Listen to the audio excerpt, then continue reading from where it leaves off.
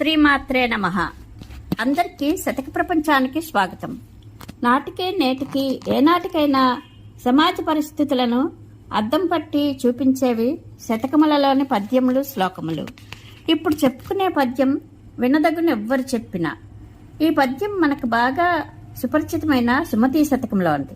ముందుగా ఒక కథను చెప్పుకుని అనంతరం ఈ పద్యం యొక్క భావార్థమును తెలుసుకుందాము. అనగా అనగా ఒక ఆఫీస్. ఆ ఆఫీస్లో చాలామంది ఉద్యోగస్తులు. ప్రస్తుత కథనంలో ఆ ఆఫీస్లో పనిచేస్తున్న ఉద్యోగస్తులలో ఏ, బి అండ్ ఎక్స్ అని ముగ్గురు పాత్రల గురించి ప్రస్తావించుకుందాం. ఇక్కడ office head X, A and బిలు ఆ ఆఫీస్లో అసిస్టెంట్లు. ఏ ఆ ఆఫీస్లో చేరిన కొంతకాలానికి బి కూడా అదే ఆఫీస్కి వచ్చాడు. ఆఫీస్లో ఏ, బి ఇద్దరి పొజిషన్స్ ఒకటే. ఏ కంటే బి వయసులో పెద్దవాడు. ఏబీల మధ్య స్నేహం బాగానే ఏర్పడింది. ఏవైనా సమస్యలు వస్తే ఏ వచ్చి బి సలహాలు తీసుకునేవాడు. బి సలహాతో డిపార్ట్మెంట్ టెస్ట్ రాసిన ఏకి ప్రమోషన్ వచ్చి పోస్టింగ్ అదే బ్రాంచ్లో వచ్చింది. కొంతకాలానికి బికి ప్రమోషన్ వచ్చింది. ఆ బ్రాంచ్లో సీనియర్ పొజిషన్ ఒకటే ఉంది. సర్వీస్ మొత్తం ఒకే బ్రాంచ్లో పనిచేస్తే నూతిలో కప్పలలాగా ఉంటాము. వేరే వర్క్ రాదు, బయట ప్రపంచం తెలియదు.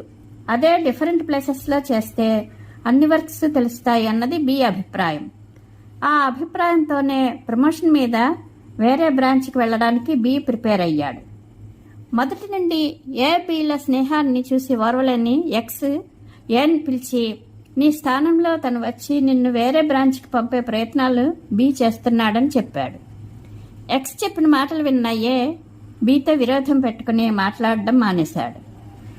బి ప్రమోషన్ మీద వేరే బ్రాంచ్కి వెళ్లిన కొంతకాలానికి ఎక్స్ చెప్పిన మాటలు అబద్ధం అని తెలిసిన ఏ తిరిగి బితో స్నేహం కొనసాగించాడు.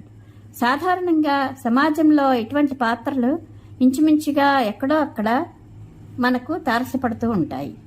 అవి బంధువులలోని వ్యక్తులు కావచ్చు, ఇరుగు పొరుగు వారు కావచ్చు, మనతో పనిచేసే తోటి ఉద్యోగస్తులు కావచ్చు. చెప్పుడు మాటలు వినడం అలవాటు చేసుకుంటే వివేకాన్ని కోల్పోతాము.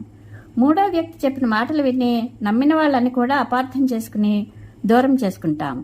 కాబట్టి సఖ్యతగా ఉన్న ఇద్దరు వ్యక్తులు వారి మధ్యలో మూడో వ్యక్తి ప్రవేశించకుండా చూసుకోవాలి. ఒకవేళ మూడో వ్యక్తి ప్రవేశిస్తే ఆ వ్యక్తి చెప్పిన మాటలలో నిజం ఎంత అనేది వివేకంతో తెలుసుకోవాలి.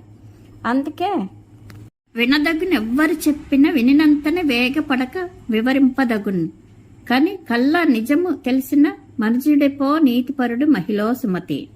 ఎవరు చెప్పినా వినదగును, వినినంతనే వేగపడక అంటే తొందరపడక, వివరింపదగును ఆలోచించవలేను, కానీ తరచి కల్లా అసత్యమగుటయో నిజము తెలిసిన మనుజుడే మానవుడే నీతిపరుడు ధర్మం తెలిసినవాడు మహిళో సుమతి. అనగా ఎవరు చెప్పినా శాంతంతో వాటిని వినవలను. విన్న తరువాత తొందరపడక వాటిలోని నిజానిజాలను తరచి ఆలోచించి అర్థం చేసుకోవాలి.